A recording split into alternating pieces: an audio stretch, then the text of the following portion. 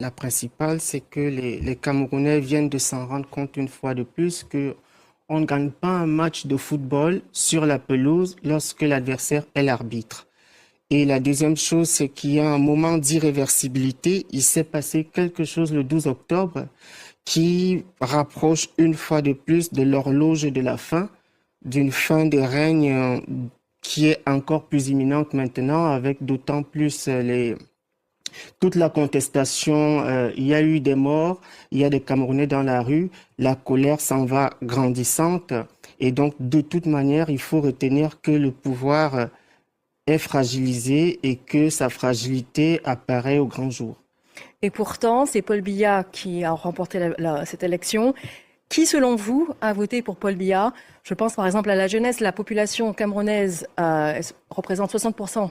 60% de la jeunesse représente la population camerounaise. Qui a voté? Qui défend Paul Biya? Paul Biya est défendu par un socle, ce que les Camerounais appellent le socle granitique, qui se concentre dans les trois régions du centre-sud-est. Mais je n'ai pas envie de rentrer dans ces considérations parce que il y a quelque chose de très particulier qui est la liste d'attente. C'est que ce régime a produit une liste d'attente qui est très importante, qui est constituée de personnes qui estiment que leur tour arrivera bientôt parce que le régime leur a fait une promesse de loyauté, et ces personnes estiment que leur tour est venu d'être récompensé et qu'il n'est pas question que la courroie soit brisée juste devant leur nez. Et à ces personnes s'ajoutent aussi quand même des curiosités, des apories de cette élection. Le fait, par exemple, que Paul Biya ait remporté dans les deux régions anglophones, principalement au nord-ouest, ce qui apparaît quand même comme... Alors qu'il y a une crise anglophone dans le pays. Alors qu'il y a une crise anglophone, qui est aussi une crise de légitimité, de toute façon, du système, mais aussi des dirigeants.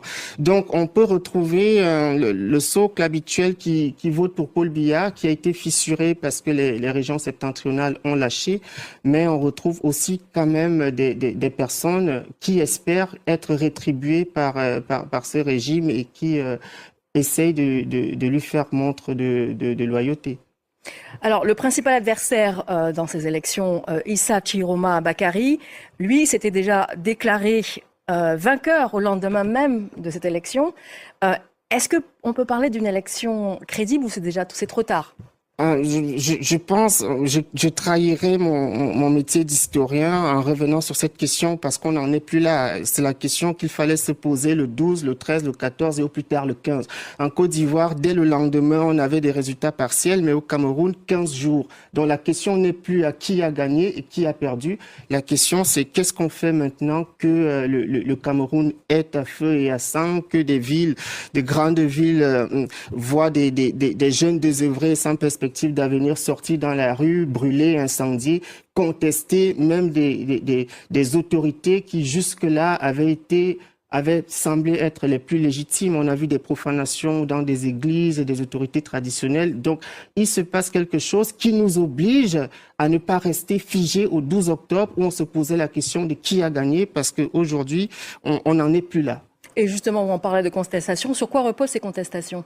Elle repose sur ce que j'appelais des apories, sur le fait que Paul Biya ait gagné, d'abord, alors que les gens, dans une perspective de l'immédiateté, avaient des résultats qui émanaient, que ce soit des bureaux ou que ce soit des constructions d'acteurs qui sont accusés d'avoir instrumentalisé la jeunesse, peu importe, mais les gens avaient des résultats instantanément, et pour ces gens, il n'y a pas, justement, il n'y a pas de cohérence entre ce qu'ils considèrent être les vrais résultats et ce qui a été annoncé par un conseil constitutionnel auquel aucun acteur crédible ne croit, en fait.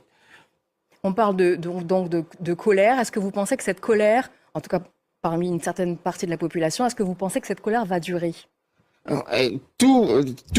Contrairement à ce que certains peuvent penser, de mon point de vue, la question n'est pas plus si le régime va faire des concessions que si Issa Chiroma et ceux qui le soutiennent vont accepter les concessions du régime. Donc, je pense que l'acteur central en ce moment, ce n'est pas Paul Biya, c'est Issa Chiroma.